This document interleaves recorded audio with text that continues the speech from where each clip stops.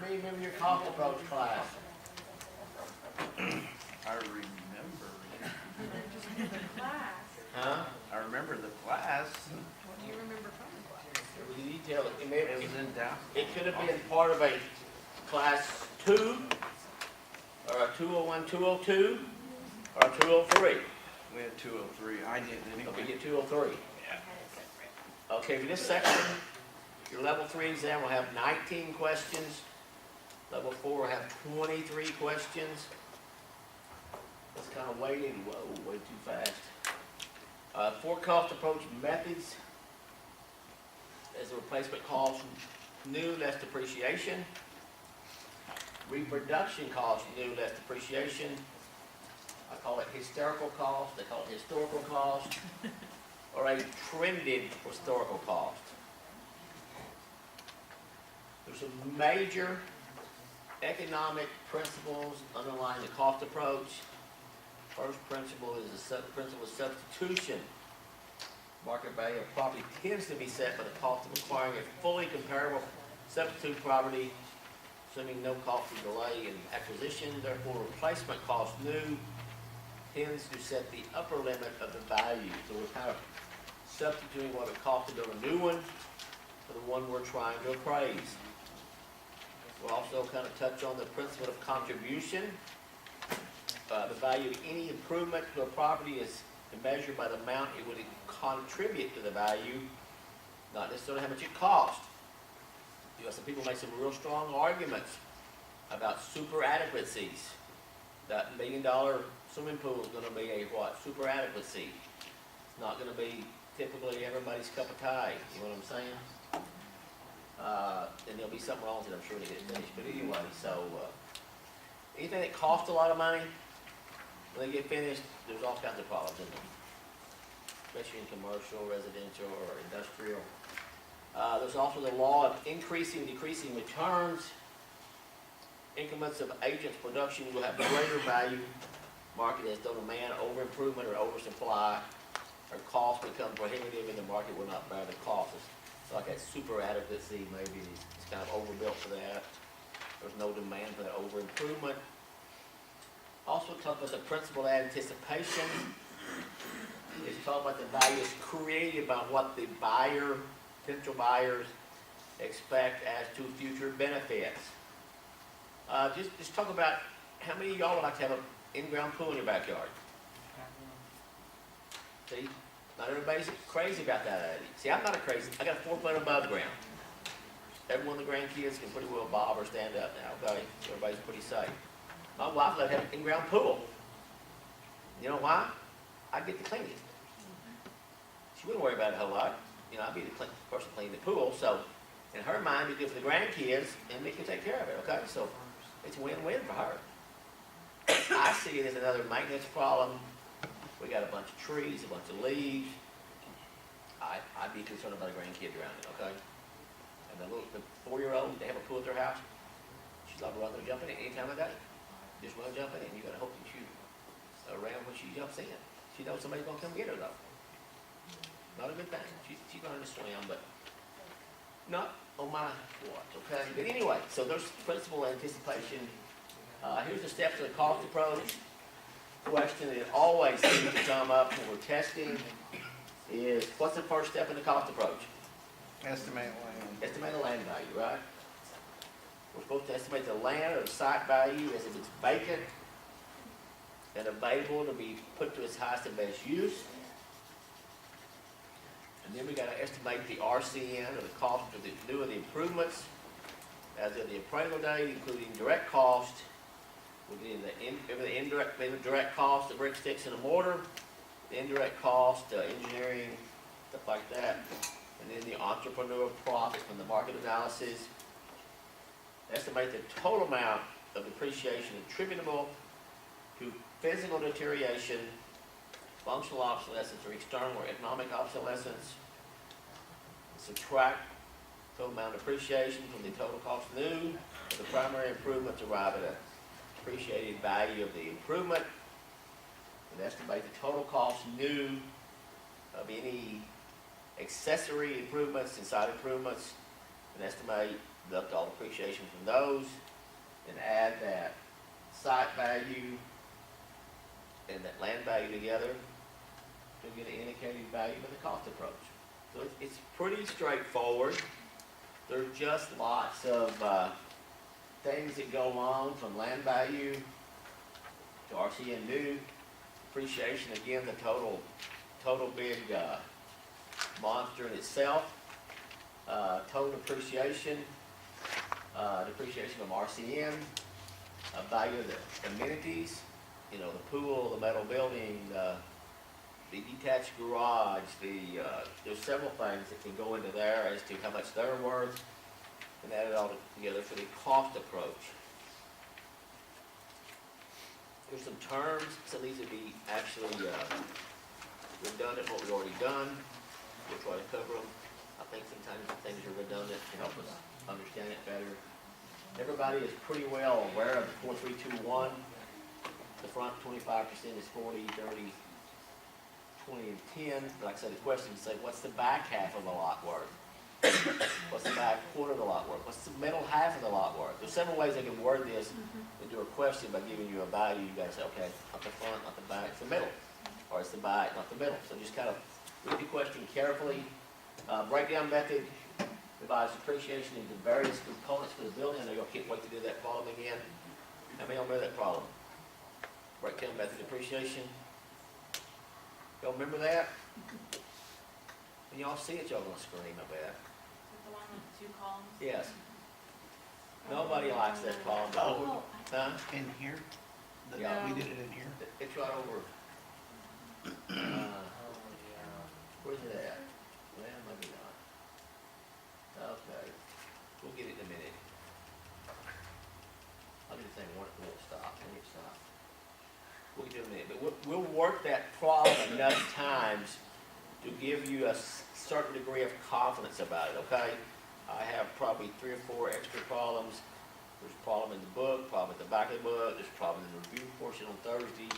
So you will work that enough to get some familiarity with that and give you some degree of confidence, not to just go, oh my God, there it is. But anyway, comparative unit method, per square foot, the cost method, most often used in mass appraisal. It's a great question. Which is the most cost method most used? Comparative unit method. Its replacement cost new is based on a square foot using cost or market approach schedules. That's probably a modifiable question that it might be the most recognized method used in math appraisal. Consistent use is improvements on the side, same as the highest best use of the land. The use is not consistent. Building, we said, is a burden. We told you my Dairy Queen. You've probably got buildings in your area that there's even talking about, it could be simple as a 10-acre tract with an old rundown metal building on it. It's probably just as well off if that tract was vacant rather than that building being there. Depreciation, we like to refer to that as what? Loss in value from any and all causes. We talk about direct cost is the labor, materials, profit, the constructed improvement. In other words, it's the bricks and sticks, also called fixed or hard cost. We'll do some cost analysis, doing direct cost and adding back in builder's profit. Don't forget to add the builder's profit, he may tell you that, okay? The entrepreneur profit, the amount of above the actual cost to compensate the developer for his contribution to the project and associated risk. People will bring us receipts all the time, don't they? For what my house cost. Well, you gotta ask them, what did the builder charge? Well, you know, I pay him separate, okay? That's part of the cost, okay? And it still goes back to, we don't necessarily always care about what it costs, what would it sell for?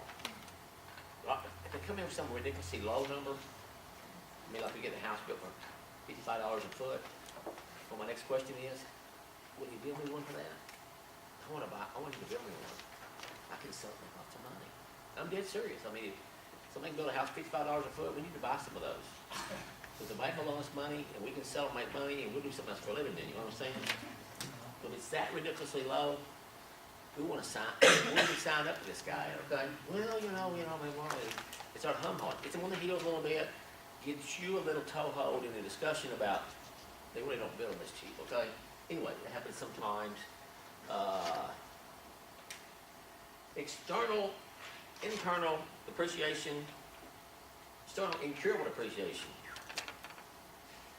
This is loss of value to an improvement due to sources outside the subject property line. Traffic congestion, water treatment plant, downwind of a cattle feedlot, takes in the whole city of Amarillo, doesn't it? Haven't thought about it. Always considered incurable. I'm in Amarillo teaching a class at the Comfort Suites. I come out one morning and I just know that somebody's busted a major sewer line either in the parking lot or the property next door. It is that raw, that ripe, and that bad. I can't see any backhoe working, no city construction crews working. So I get to the CAD and I said, where'd they bust the sewer line? Oh, it's just a feedlot smell out of Hereford. No, it's too ripe for that. Oh yeah, when it gets out of the Southwest, it does that. How long does it last? Oh, 3 or 4 days. And I thought, you've got to be kidding me. And it was just putrid. Just the first reflex is a gag reflex, But it's just the wind blowing out of the Southwest. See, I would argue that if I lived in Amarillo. 45% of the time, I couldn't give this house away if someone was outside. So I don't know. I guess they're used to it. They got comps of similar deficiency. I don't know. Anyway, it's external. It's always incurable. You have no way to fix the things around you, the traffic congestion, the water treatment plant, fixed cost, the cost that remains static, which is labor, materials, and supplies, also called direct or hard cost. Fixtures, this personal property has been attached to the real property, real estate. In a way, if you're removing or damaging the real estate, or if the intent was to make it personal property of the real estate, the personal property is now part of the real estate. Sometimes we talk about, fixtures that are attached to the real estate, plumbing fixtures, bath fixtures, which are made to be permanent part of the real estate, aren't they? Forecasting is developing an opinion of value of land based on similar improved properties and their total sale prices. So we got some similar properties that have sold and developed. We might be able to forecast what we can do over here on different pieces of property. Another one of those, obsolescence, functional curable. Obsolescence is economically feasible to cure if the house has something wrong with the functionality of it, and we can fix it and it will gather us more value, it's great. But you could also have functional incurable, in other words, it costs more to fix it than it's worth, so you wouldn't necessarily recognize the cost to cure the future sale or rental income. Sometimes we can measure these by rent loss or have sales of properties that have some functionality issues versus some that don't. Can you give an example of those? 'Cause I'm not. Can you give an example of those? 'Cause I don't. I was thinking how top, as we said that. Functional curable, let's say, if the bath facilities in the house are somewhat antiquated, they're not functional more, you can remodel the bath, that would probably be curable, right? Functional incurable, if the house had some really bad layout of floor plans, it may not be feasible to restructure the floor plans of the house, you follow me? Sometimes we could update that bath or kitchen to make it more functional, we can recoup that, but sometimes, if it had been house in the floor plan that didn't really look comfortable, A lot of the old houses, you had just box rooms, you went from room to room, before we had hallways, we got a hall. My mom and dad's house in 1955 had a hallway down the middle of it. My dad worked most of his life on the pipeline, lived in a trailer house. He put a hallway down the middle of the house in 55, which was unheard of back in 55. Mother always wasted space, of course, was another story. And so sometimes we had hallways. The older houses, after 1930, you had box rooms. You had a living room, bedroom here, bedroom there, kitchen here, back porch. I mean, you had just kind of no hallways, no wasted space either, though. But it'd be hard to fix those, too, sometimes. There's houses that were built with Huh? the kitchen first and then Yes. bedrooms and living room at the back. Yeah. Oh, I tried to sell a house for people one time. You went in the front door and right to the left was the kitchen. I mean, entry hall, kitchen. Huge den. And I remember the master bedroom is like 20 by 20. The walk-in closet is 10 by 10. I mean, you could put a baby's bed in the closet, man. It was a nice sized closet, you know what I'm saying? But it had some super adequacies there in that regards too, though. Let's talk about external, we cover those. Okay, here we go. Functional obsolescence, a loss in value, changes in market standards or preferences resulting in inadequacy or super adequacy in the structure, may be curable or incurable. Sometimes you can fix. Highest and best use, we always said the most probable use of a tract of land over the longest period of time. We said if it change, if things change in the marketplace. Historical cost is what it actually cost whenever they built that property. Way back when, that's why I call it historical. It's historical. If that house cost, I said you $20,000 in 1960, we got to figure out what it would cost today, maybe. How about an inadequacy? It's a deficiency in the structure that creates a loss in value. You got a 3-bedroom, 1-bath house. That's going to be an inadequacy in it. Could you cure that? You might could, but it might be difficult to cure, reckon. Creates a loss in value.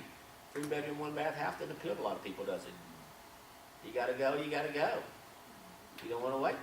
I'm being honest now, because, you know, hey, when you know, things move, you know. Especially you got kids, or you got a baby, or you got a grumpy old husband, you know. You gotta go, you gotta go. You know? Or people in your house that like to read the entire internet on the phone while they're in there. Yeah. I remember going in my cousin's house one time, and they built it new, probably back in 1970, and they had phone jacks by the toilet. But that was so cool. That's so not cool, though. But somebody's gonna stay there, aren't they? You have probably 3 bedrooms in this house, 3 bedrooms, 3 baths. But you know, put the phone jack by the toilet. Now I've got a cell phone, don't matter, does it? You know what I'm saying? Unless you get bad reception on the toilet, I don't know. People, how many of y'all have home phones still? I still do too, for some reason, I don't know why. It's the number I give out when they ask for my phone number. Yeah, you never answer that number, right? Because I never answer it. See, mine's in the book. Well, mine's in the book. You know, call me anytime you want to, man. I'm not hiding from anybody. I've been transparent. My number's still in the book, okay? You get the answer machine. It's been full for about 5 years, you know, but, you know, it will ring. And it's generally somebody trying to sell me. I turned my ringer off. No, it does ring. Indirect cost. Let's talk about this. It's cost pertaining to permitting, engineering, architect's fees, entrepreneurial profit, also called variable or soft costs. We got to remember when we do our cost approach to be sure to add in our indirect costs. We can't let that slide, can we? How about physical deterioration, the loss in value due to physical wear and tear, wasting away of the improvements. Sometimes it's very visible what's going on there. Sometimes it's not as visible. This is the one here y'all love to calculate. The physical, incurable, long-lived. That's the physical depreciation on the, quote, bone structure. The improvements, these are components such as framing, foundation, installation, wiring, plumbing, pipes, etc. Those things that we try to capture in the long-term incurable category. I got people that are literally just gutting these houses back to the stud walls and rewiring, and you know, they're not jacking out the plumbing, but they're doing lots of extensive repairs to get it pretty well updated. Whoa. Physical lump sum method uses either the actual effective age of the building and divides it into economic life into total of all estimated physical depreciation. Physical curable short-lived, we'll see some of this. These are things that are less than the remaining annual life. A lot of times they're just broken and be replaced immediately, such as like a hot water heater, central heat and air, repairs or other items that are at the end of the useful life. It could be a torn screen. It could be something like that that you can actually fix. That could be easily repaired and recoup that money. Physical incurable short-lived These are items that are not quite worn out yet they've suffered some depreciation. And it could be an example of a 20-year life roof, it's only 5 years old. So it's what, this is gonna be then what? 25% depreciated, but you wouldn't replace it, because it's got 75% of the life left. Or carpet with a 10-year life, it's 8 years old, it's got a couple more years left. And items that are these items are depreciated on an age life basis, which is the age of the item, how much is used up, the depreciation amount, and multiply it times the RCN. Then we have what we call the quantity survey method, a method of cost that includes the count and cost of every board, nail, etc. to construct an improvement. It's rarely used in math. The appraisal is too time consuming, too costly to do. Replacement cost new, cost including direct, indirect costs that will be incurred to construct an improvement having the same utility. Remember that was utility is a key word there. Replacement cost eliminates all functional obsolescence from the subject in the cost estimation. Replacement cost new is build something of equal utility, whereas reproduction cost new is to build what we say an exact replica, isn't it? We're going to reproduce that thing to an exact replica. Some people that have historical houses, when they do some kind of addition, they try to make it what? Reproduction cost. They want the metal ceilings, they want the antique fixtures, and all that type of stuff they want to utilize in the same addition to keep it looking as historical as possible. And we have some of that go on. It's very expensive, gentlemen. You're reproducing that older house and trying to add on to it and make it look architecturally correct. Downtown in Fort Worth had the Tarrant County Courthouse. And they built an annex building, and rather than go to the expense of all that marble and all that design, they just painted it to look like the other building. And it's scary how real it matches the other building, even though it's just painted to look like the granite building. It's a flat wall with painting to look like that. It's really like, it's not really that granite. It would cost, fortunes to build nowadays. But how many's got an old courthouse in your town or county? Not very many. Those things, the one in Wise County is made out of granite, built in 18 something other for a grand total of 60 grand, or something. Ton of money back then. It would cost millions of dollars just for the granite. It's huge granite blocks. It's not just veneer, it's blocks of granite. You just make the thing, and the pillars are this big around out of solid granite, just, you can't even fathom doing that nowadays, can you? Site improvements made to the land, not on the land, such as utilities, grading, sidewalks, curbs, and gutters. Super adequacy, a property that has an excess or greater quantity not recognized by the market. Excess insulation is an example. I will argue that, if anybody wants to argue that. When I built my house in 1981, I put excess insulation in it, okay? I put rock wall bats instead of fiberglass bats. I put 6 inches in the attic instead of 4 inches in the attic. I did all this stuff, and everybody was saying, you're just wasting your money, I get my first electricity bill that winter, and mine's $81. My father-in-law's house is down the street and across the street, the same size, it's $320. It wasn't so excess to him then, okay? It was just a matter, I wanted to be energy efficient, and sometimes we can argue this super adequacy. I guess because my mother and daddy's house was built in 55, he had the attic blown, and he wants 18 inches in the attic. I mean, literally, the gables, it's almost the top of the gables. That's probably too much, okay? He got there and checked it when they left, too, to make sure they did it, okay? He's kind of that guy. But, of course, he opens that vent, and crap's falling out of the ceiling from everywhere, and that insulation blowed up in there. He wanted to make sure they blew it all the way to the end and all the way to the end. He got too much insulation. He got plenty of insulation in there then, but anyway. It can be a super adequacy either way. Trended historical cost. We take the cost of the improvement is adjusted using an index to reflect today's cost, including inflation. It's a form of replacement cost new, trying to trend that forward.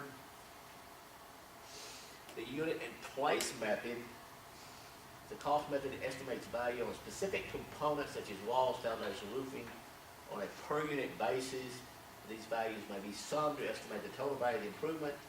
It's more accurate than a comparative unit method, because when materials of significantly different quality are used, it is not suitable for mass appraisal, it's time consuming and takes too much effort. And then we got variable cost, all other costs associated with the project, also called indirect or soft costs sometimes. This is an additional slide. Cost schedules typically reflect replacement costs new. Cost schedules reflect the value of a structure would be if it was 100% good. So we're looking at 100% new, replacement cost new, 100% good, and they should reflect materials, market cost, and what is typical in our local markets. It should be something we should be able to tie back to something locally, not something, major metropolitan area 300 miles away. Highest and best use, remember this from your course, I think 2 maybe. Return the land over a given period of time. It must be, we said, physically Feasible. possible, legally permissible, financially feasible, max and productive. And this will produce the best, highest and best use. Think about in your lifetime, you've had people you knew, someone was kin to, had this great idea. They're going to make millions of dollars if they only find somebody to loan $500,000, okay? And what happens? It's so far out there, nobody will touch that with a 10-foot pole. I remember a guy in my class, his father could make it rain anytime he wanted to. He built this big old tall tower, and he was going to shoot iodine crystals off the top of this tower by flipping a switch and making rain. He could be famous, he could make lots of money, he could help the cotton farmers, the wheat farmers, just build one of these towers, and Carson would flip a switch and you have water tomorrow, okay? Well, nobody bought into that story, okay? And he was kind of eccentric, okay? But when he died, everybody's trading pork bellies online on the stock market. They found money stuffed in cushions, mattresses, throughout the house, hundreds of thousands of dollars just stuffed everywhere he put together. But he didn't have money at the time to put this tower together, but it's so far out that didn't sound right, okay? But sometimes it may not be financially feasible. Nobody's gonna back the deal, so to speak, okay? It may not be legally permissible in some cases. What if you was gonna build a tower so tall that it interfere with airline traffic and radars, or I got this piece of ground I can build this convenience store on, and man, it's close to the college campus. We can sell lots of liquor, but the problem is it's not zoned properly, okay? That can be not legally permissible, could it? Those things could all come into play and talk about the highest and best use. We say the land must be valued as vacant and available to be developed. The improvements are consistent with the LDU value to be improved. The improvements are not consistent with the highest and best use. The appraiser must test to determine the value. We've got to estimate on page 96, estimate the value of the property with the current improvements and assume continuation in existing use.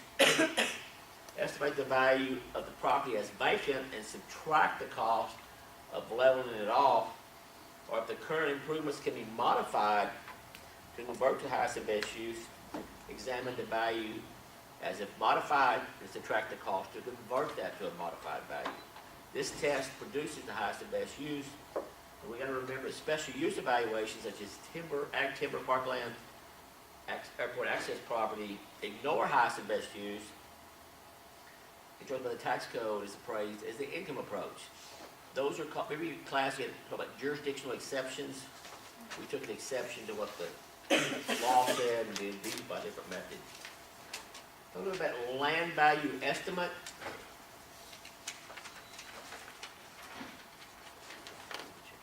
Land is appraised by market approach or the income approach. There's several ways to do that. It could be comparable sales approach. We could also, if we list the sales in subject property, adjust those sales to the subject property, and estimate the subject property land value based on the adjusted sales. Or we could have alternative approaches such as allocation by abstraction, take the property value minus the improvement value equals the land value. It's a formula you might see. What's the formula for allocation of abstraction? Property value minus improvement value equals land value. Or you can take the sales price of the property minus the RCNLD equals the land value. You could have allocation by ratio. We did some of that earlier. Property value times the land property ratio equals the land value. Direct capitalization. Ground rent divided by the rate equals the value of the land. Or the land residual technique.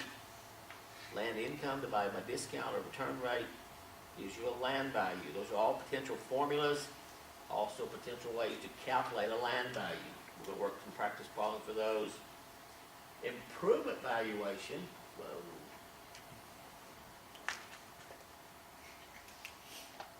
Improvement valuation, estimating the cost of one or four methods we're going to talk about. Replacement cost new, less than depreciation. We're going to add up all the direct and indirect costs in the construction of the project, same utility subject. Replacement cost eliminates functional obsolescence from the subject. There's some methods such as unit in place, comparative unit, and market-based cost. And we have said again, the comparative unit is the most common method used in mass appraisal. There's various sources.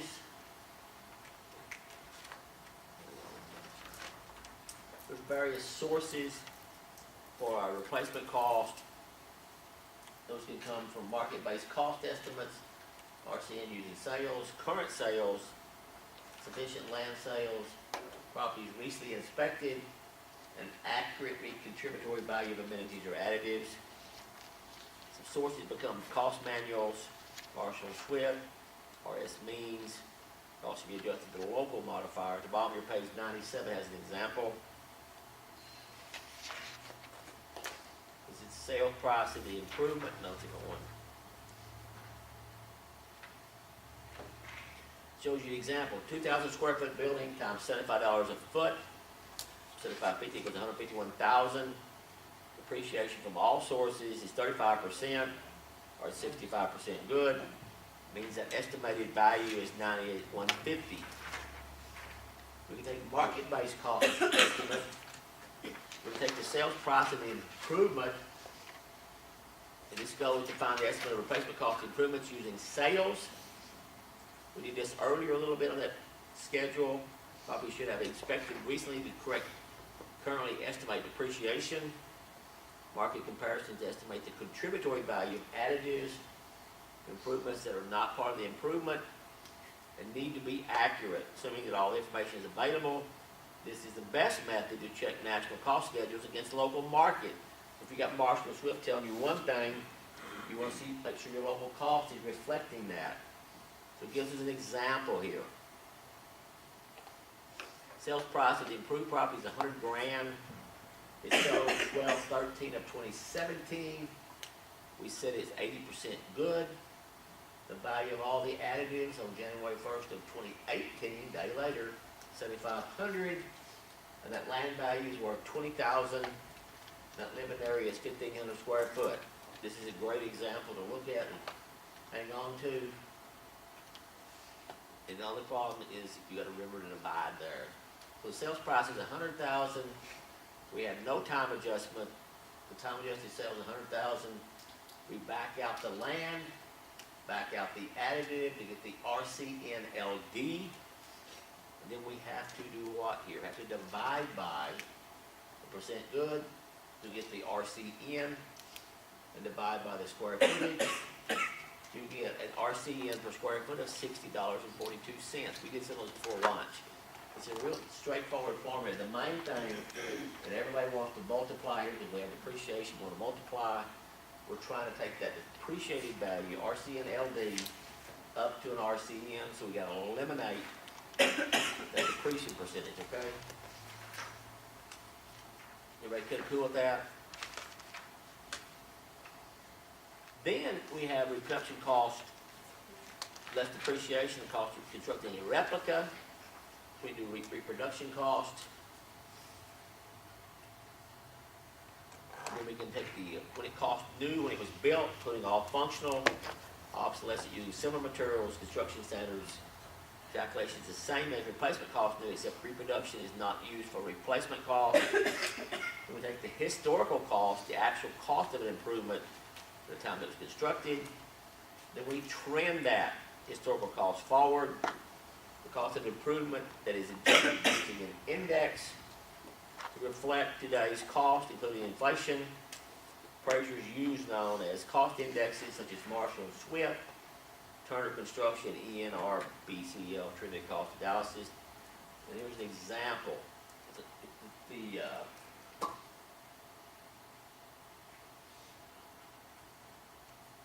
we're good. 229. A frame home sold for cost $16,000 when it was constructed in 1970. That's a long time ago, isn't it? 1970. I'm looking for something here, mate. Maybe not. Okay. It cost $16,000 in 1970. That cost index in 1970 was 470.6. A long time ago, isn't it? The current cost index, as of today, is 3152.70. So the multiplier to bring that forward is a 3152.70 divided by 470.6 gives a multiplier of 6.6993. Or was a house that cost 16 grand back then would cost $107,000 today. See, the house I live in was we built it about 2,900 square feet. We built it in 1981. This is actually my cost, okay? I didn't have any builder involved. For like $17 a square foot. But today, it's gonna cost slick 5 times that, okay? Maybe probably slightly more, okay? Probably closer to $85, $90 a square foot. Nothing fancy, 8-foot ceilings, popcorn hole in the yard. But that $17 is more like five-fold now, $85, you know what I'm saying? So this is a similar situation. Mr. Smith comes in and says, well, wait, I built this house for $16,000 back in 1970. It would cost him $107 to put it up today. They don't want to hear that, but it gives you some kind of an argument for that guy that built a long time ago. It's just the fact of what it is. Things have gone up, haven't they?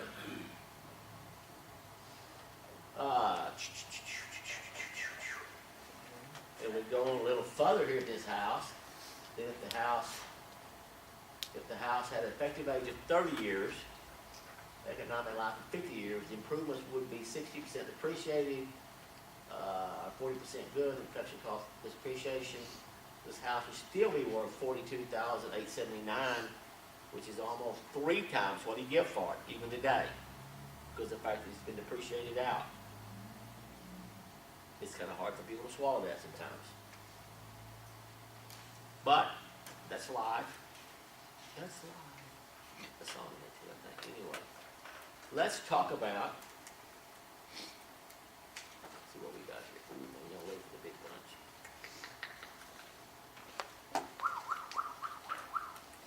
Okay, so we took the historical cost trending, moved it from the actual cost of 1970 to 107,000.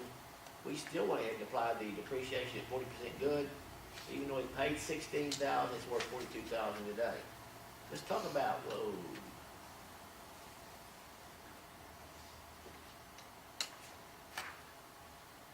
How about depreciation? This is where it gets fun, exciting, and terrifying to some of you, okay? So let's slow it down, try to walk through it, and talk about it in components. We'll work problems, and we'll work problems, and we'll work problems to get it through, okay?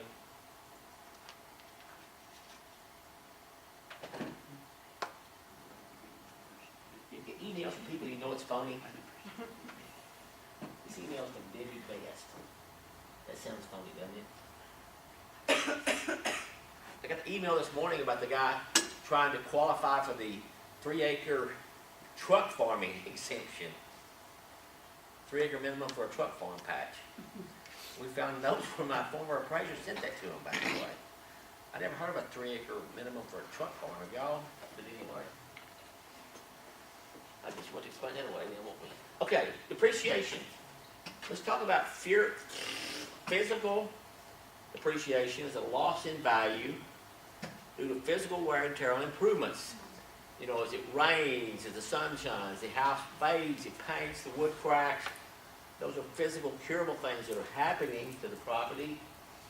But normal wear and tear, walking across the carpet, using the facilities, central heat and air units are running daily, and they're depreciating or wearing out as they run. So we have these broke down into physical, curable, short-lived. Part of the breakdown method of the cost approach, items that have a life that is less than the remaining economic life are broken and need to be replaced. Broken window, broken door, broken screen. Some things are just flat broke, need to be fixed. Like water heaters, HVACs, other repairs that are into the useful life. And physical, incurable things are things we said earlier that's not quite wore out yet. We got a 20-year roof that's 5 years old. Carpet with a 10-year life is 8 years old. These items are depreciated on an age-life basis. Then we got physical, incurable, long-lived. This is the bone structure of the property. These components are such as framing, foundation, installation, wiring, plumbing, pipes, etc. Look to your next page. This work for you already? Yes. It's worked, okay? Let's walk through the work model, and then we'll try to get you into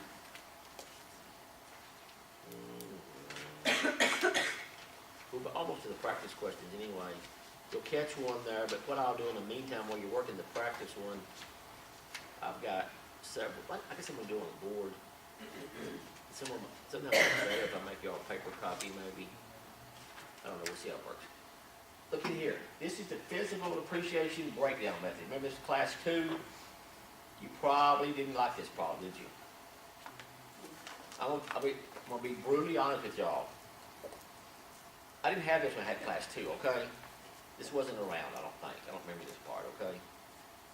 I taught this class 2 probably 1 time, 2 times. It was probably the 3rd time I taught it that I finally understood this. Does that make sense?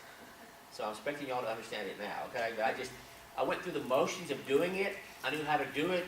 I knew how to put the stuff on left and right and work the problem. But as far as me finally sinking into my cranium and saying, oh, this is what this means, it took about 3 times of teaching the class. So you feel like when you teach, you need to know more. But I've learned more by teaching than I did before you're at. Does that make sense? I feel like I'm supposed to know now. Back then I thought, well, as long as I pass this class on Friday, I don't care, okay? So physical depreciation breakdown method. We know the building cost $150,000 new. We know these things right here are short-lived. We know that door is broken, right? Broken door. We know it's going to cost us $450 to fix that door in it. We know that door contributed $450 out of this $150,000 went to that door, didn't it? So that door made up $450 of RCN new. It's going to cost us $450 to get it fixed now. That damaged window screen going to cost us $200 to get those window screens replaced. Those window screens came out of this RCN also at a crack about $200. So we know in our physical curable short-lived items, it's going to cost us $650 to fix that stuff, isn't it? That is a question. What is the physical short-lived? $650. That's pretty simple, isn't it? We all should be able to get that part of the question quick. That's my observation, okay? This is physical, curable, short-lived. How much it will cost to fix it? That's the answer, okay? Add them up and go. Now the next question is, there's some physical, incurable. In other words, these things, you can spend this money, but you don't get all that money back. They're not completely wore out yet. So spending money to fix them is going to be, you spent $5,000, you left $2,500 on the table because it wasn't wore out yet. You follow me? So it's classified as incurable. It doesn't need to be fixed yet, or fixing it is not going to be a good investment, okay? So we know that flooring costs $5,000 out of our RCN over here. is $5,000 to replace that new, but we know it's got a 5-year effective age, a 10-year life, it's only 50% worn out. So the incurable portion of that is $2,500. We know that roof costs $8,000, place costs new. We know it's 15 years old, it's got a 20-year life. It is 75% used up, so we got a $6,000 deduction there in the physical incurable short-lived of $6,000. In appliances, 9 years old, got a 12-year life, cost $8,000. They're 75% used up. You got $6,000 of incurable short-lived depreciation. Paint, effective age is 8 years, supposed to last 10, costs $7,000 to paint it. For $4,800 of that is used up. HVAC is 3-year-old, it's got a 12-year life, it's only 25% used up, so to speak. So the physical incurable short-lived is these numbers added up. If you take the percentages that it's used up, is the RCN, the physical incurable short-lived. These are items that won't last as long as the house. The house got a 50-year life. The flooring, the roofing, the appliances, the paint, the HVAC won't last 50 years, will it? Those are short-lived items, and they're not curable because they're not completely wore out yet. But they contribute to, over here, the RCN, $36,000. So we're going back up here. These contribute $650 to the RCN. Remember, RCN was $150,000. These items contribute $36,000 to the RCN. Now then, we want to try to find out the physical incurable long-lived depreciation. So the remaining RCN not depreciated yet, we go back to the 150 minus the 650. Operator error. Slow down. That was on me, not on me, okay?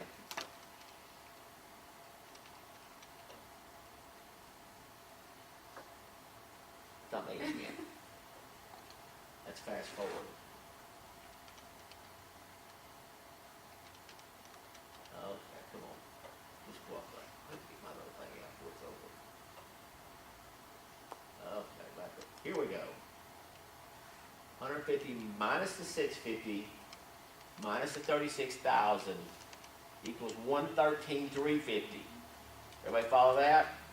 Now we know that effective age of that portion, this is that bone structure. Oh, PL is physical, incurable, long-lived. I hate abbreviations I've never seen before. This is PL. Where's that one come from, you know? Physical, incurable, long-lived. So we know it's got a 30-year effective age, a 50-year life. So we know this bone structure then has 60% depreciation. So 60% times this 113,350 is a $68,010. That's the physical, incurable, long-lived. So our total depreciation then, well, don't do that to me, please. Our physical, incurable, short-lived, our physical incurable short-lived, and our physical incurable long-lived, our total physical depreciation is $90,210. Y'all good with that one?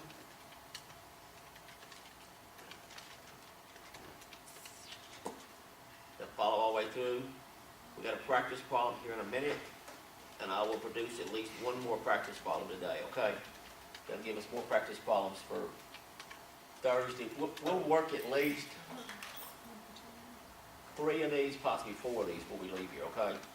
So I think part of it is just kind of memorizing these segments of it, the 150 minus the RCN portion, minus the RCN portion. Appreciate that incurable, effective age, economic age. Sometimes it talks about how the improvements will make the economic age change, the effective age change. But that's the ways of looking at that too, okay? Let's talk a little bit about functional curable. functional obsolescence that is economically feasible to cure, such as outdated kitchens and bathrooms, may be curable. Functional incurable could be items that are not physically feasible to cure, such as very low or very high ceilings, poorly arranged floor plans, or excessive wall thicknesses. Direct sales comparison made between properties that have item of incurable functional obsolescence with similar properties that do not have the same defect. The difference is the sales price tells us the loss in value to the incurable functional. Here's an example on page 101. It tells us cell number 1 is similar to the subject except it does not have functional obsolescence. Cell number 2 has the same functional obsolescence as the subject property. So if cell number 1 sold for $125,000 and cell number 2 sells for $112,000, that difference is amount of the functional obsolescence of $13,000. It's pretty simple then. Everything to be done in direct sales comparison, we'd have a great job, and nobody would argue with us, would they? Or they'd still argue with me. This is just for the functional obsolescence. Another method we can use is to capitalize the rent loss for the properties with diminished utility against properties that do not have the incurable functional obsolescence. So external obsolescence over the loss of value to an improvement due to sources outside the subject property. The loss is applied to the improvement, not to the land. Examples are traffic congestion, water treatment plant, downwind of cattle feedlot, etc. Road construction, all those fall in there. Here's an example of some rents. Properties without the economic obsolescence. The monthly rent is $860. The sales price is $94,600. The multiplier is 110. Number 2 sale, the rent's $880. So for $96,800, the multiplier is 110. Sale number 3, the rent's for $870.